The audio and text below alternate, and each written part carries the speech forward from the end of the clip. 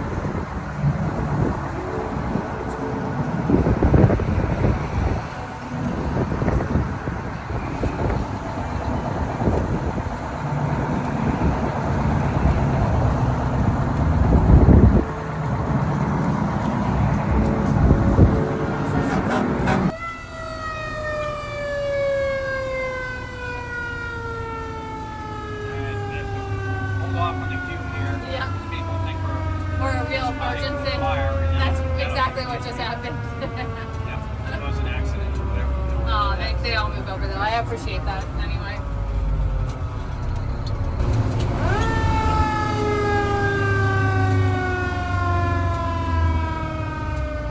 You gonna be a driver, bud? He's just like, he's like, whoa. It's all new to me.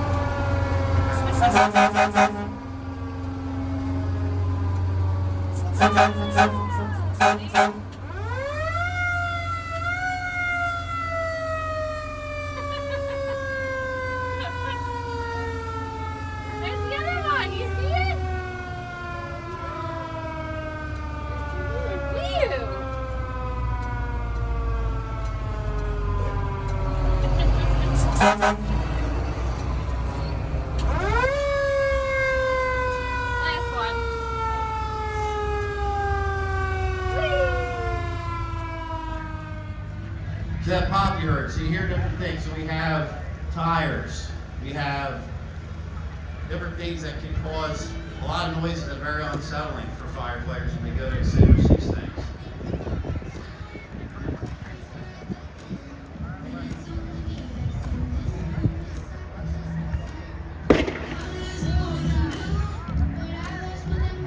So it's important if you do encounter this, again, like we talked about, getting away from the vehicle that's on fire, calling 911 and providing accurate information.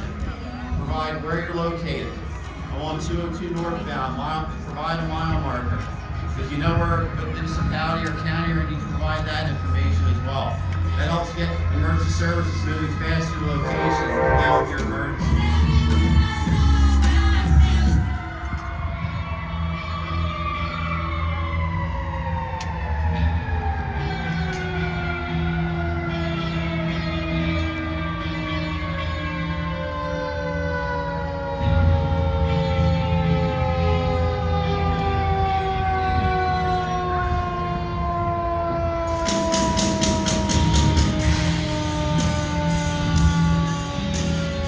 Firefighters getting off as a team, they'll start flaking the hose out.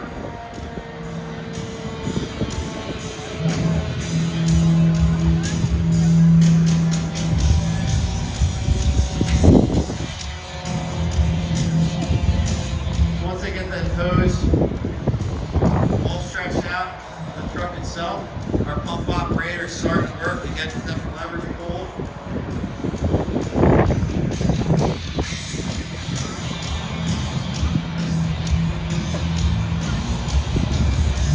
Start to see the water fill up the hose there.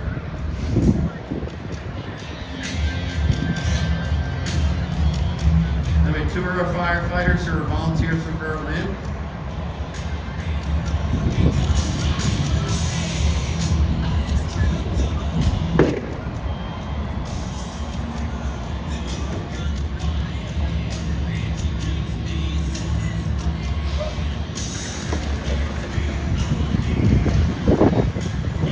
So as they're starting to knock down the flames, you see a firefighter in the front there, clearly fire company hose.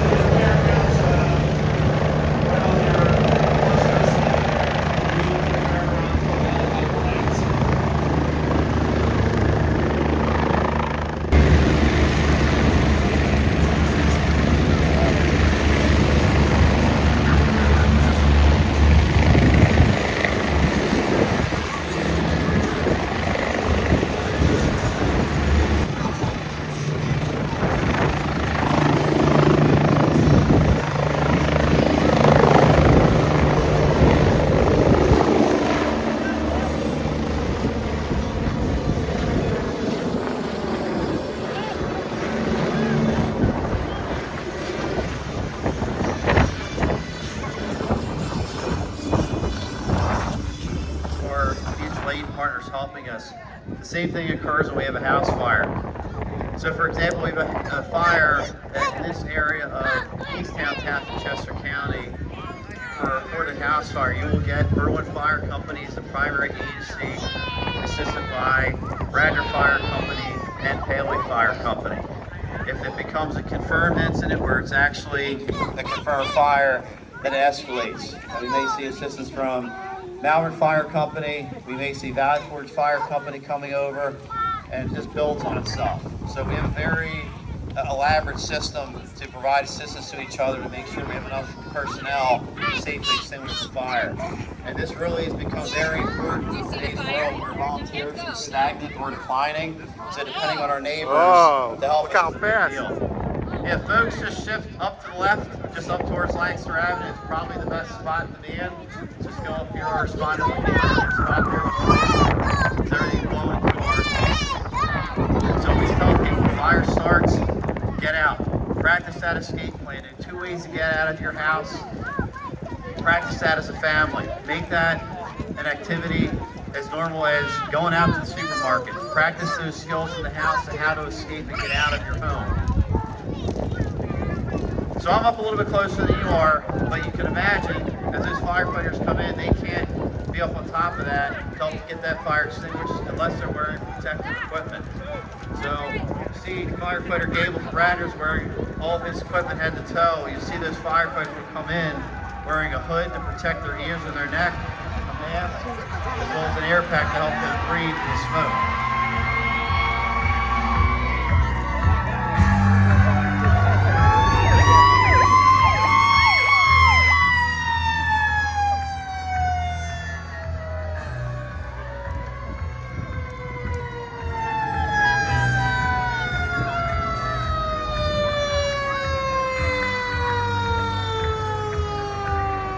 Just like our crews did for the car fire, they park at a safe distance. Each of these 2 fire trucks you see here carry 750 gallons of water respectively. So if we have a fire that's too big and we need more water, that's where our fire hydrants come into play. So fortunately for this, we don't need that, but if we do, we have a big hose in the back. It's called large diameter hose. So our firefighters are moving there deliberately. They're getting that hose line flaked out. They're working as a team together to get this fire extinguished.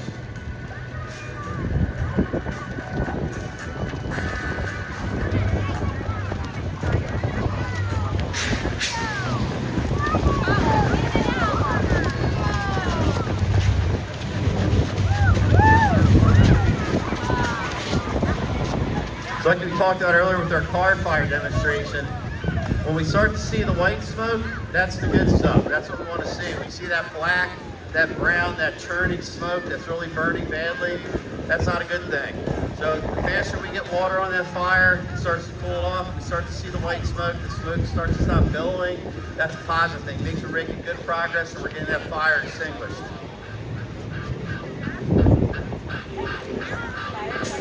So again, once we get this a little more under control here, we'll be able to get people a little bit closer, and we'll let the kids use the fire hose to put out the rest of what's left. You see some of the white stuff that's coming out of there, that's called foam.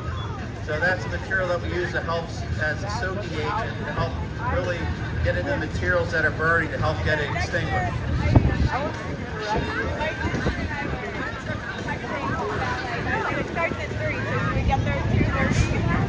So you look at all the equipment these firefighters are respectively wearing. If you count for the air pack and their firefighting gear, you're looking at almost $8,000 to $9,000 on the low end of equipment that they're wearing each. So everybody involved in this demonstration are all volunteers. No one's getting paid. We have volunteers at all fire companies that are here today, and we also have paid staff. So one thing that